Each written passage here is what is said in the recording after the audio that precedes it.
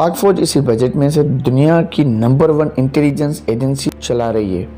इसी बजट में से दुश्मन की 3 खतरनाक जंगी डॉक्ट्रिन का मुकाबला किया जा रहा है और इसी बजट में से दुनिया का 5वां बड़ा न्यूक्लियर प्रोग्राम चलाया जा रहा है। Hi guys, I am Zia, आप देख रहे हैं 5 minute with Zia YouTube channel. दोस्तों, आज के इस वीडियो में हम बात करेंगे पाक फौज पर, जो पाक फौज पर बहुत ही तनकीद करते रहते हैं, जो जमहूरियत को बहुत ज़्यादा पसंद करते हैं और डे बाय डे वो पाक फौज की बजट पर एतराज़ करते हैं कि पूरे मुल्क की जो बजट है वो पाक फौज लेके जा रही है। तो दोस्तों, मैं आज इस वीडियो में पूरी हकीकत आपके सामने रखूँगा। दोस्तों, पाक फौज भी अजीब फौज है। इनकी गाड़ियाँ टाइम पर स्टार्ट हो जाती हैं, पेट्रोल ख़त्म नहीं होता, बंदूकें हर वक्त रेडी होती, ट्रेनें बर वक्त करामद, दिन हो रात हो, ईद हो, बकर ईद हो, बारिश हो, तूफ़ान हो, सर्दी हो या गर्मी हो, जब पुकारो उधर हाजिर हो जाती है।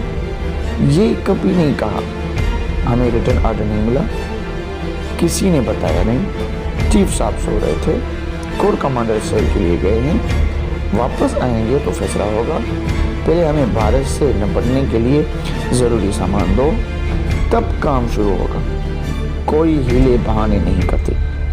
ज़लज़ला हो तो सारा सामान मौजूद, आग लग जाए तो सारा सामान और फंड्स मौजूद, सैलाब आ जाए तो सारा सामान और फंड्स मौजूद। कभी कोई शिकायत आवाम से नहीं की। और अजीब और हैरान कुन बात यह है कि ये सारे काम वार जोन में करने पड़ते हैं। बंदूकें और असला साथ रखना पड़ता है, ब्लड प्रूफ जैकेट पहनकर रेस्क्यू का काम करना पड़ता है कि कहीं कोई हम वतन करीब आकर फट ही न जाए। बेक वक्त जंगी भी और मदद भी रेस्क्यू भी, ऐसी फौज कहीं नहीं सुनी, न पढ़ी है और न ही देखी है। दोस्तों, मैंने फौजें अमन की ज़मानत होती हैं। शमालिया आप देख लें, इराक देख लें, शाम देखो, बर्मा देखो, यमन देखो, अफ़गानिस्तान को देखो। ये फ़ौज नहीं, ये अल्लाह पाक की नेमत है, ये अल्लाह का एहसान है हमारे ऊपर। बाकी मुल्की इदारे देखो, पता भी है ना, हर साल सैलाब आता है फिर भी कोई तैयारी नहीं होती। पता जो है कि फ़ौज ने ही आ जाना है। यकीनन फ़ौज मुल्क की है, लेकिन इन कामों के लिए नहीं जो तुम इससे लेते हो। अल्लाह मेरे वतन और मेरे फ़ौज को सलामत रखे।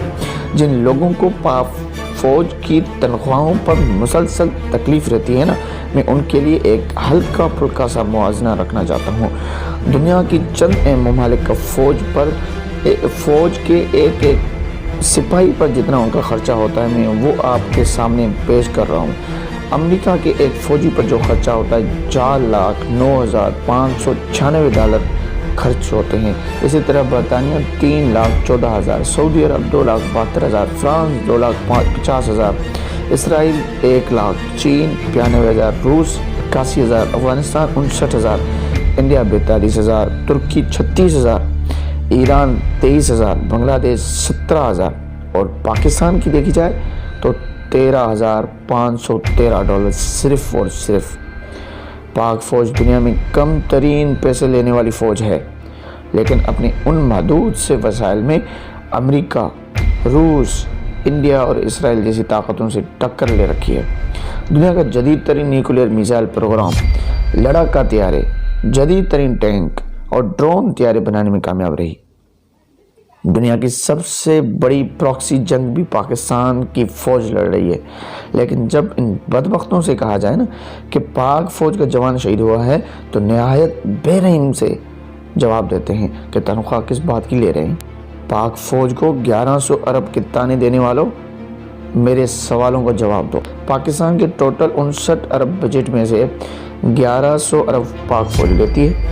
इसके बदले में फ़ौज आपके लिए क्या क्या कर रही है, अब सुन लो। इसी बजट में से 7 लाख फ़ौज को तनख्वाह दी जा रही है। इसी बजट में से दुनिया की नंबर 1 इंटेलिजेंस एजेंसी चलाई जा रही है और इसी बजट में से दुश्मन की 3 खतरनाक जंगी डॉक्ट्रिन का मुकाबला किया जा रहा है और इसी बजट में से दुनिया का 5वां बड़ा न्यूक्लियर प्रोग्राम चलाया जा रहा है, जो बहुत जल्द दुनिया का 3रा बड़ा खतरनाक एटमी प्रोग्राम बन जाएगा। याद रहिए, यही फ़ौज है जिसने गुज़िश्ता 12 सालों में अवाम की खातिर 15,000 जानें दी हैं। फ़ौज तो 1100 अरब लेती है ना, मगर हर सैलाब زلزلہ، طوفان، پولیو مہم میں عوام کا ساتھ دیتی ہے۔ ذرا سوچو باقی کیا کرتے ہیں، باقی بجٹ کہاں جاتی ہے ملک کی؟ باقی 48 ارب تو آپ کی جمہوریت ہی لی جاتی ہے نا، وہ یہ بجٹ کہاں لگا رہی ہے؟ اسٹیل مل پر وہ تو خسارے میں جا رہی ہے، پی آئی اے پر وہ تو تاریخی گھاٹا کھا رہی ہے، پولیس نظام پر اس کا حال آپ کے سامنے ہی ہے، تعلیم پر مگر پاکستان کا تو 1.5 کروڑ بچہ سکولوں سے باہر ہے، صحت پر لیکن پاکستانی تو ہسپتالوں کے فرشوں پر مر رہے ہیں، تو پھر جمہوریت یہ بجٹ کہاں لگا رہی ہے؟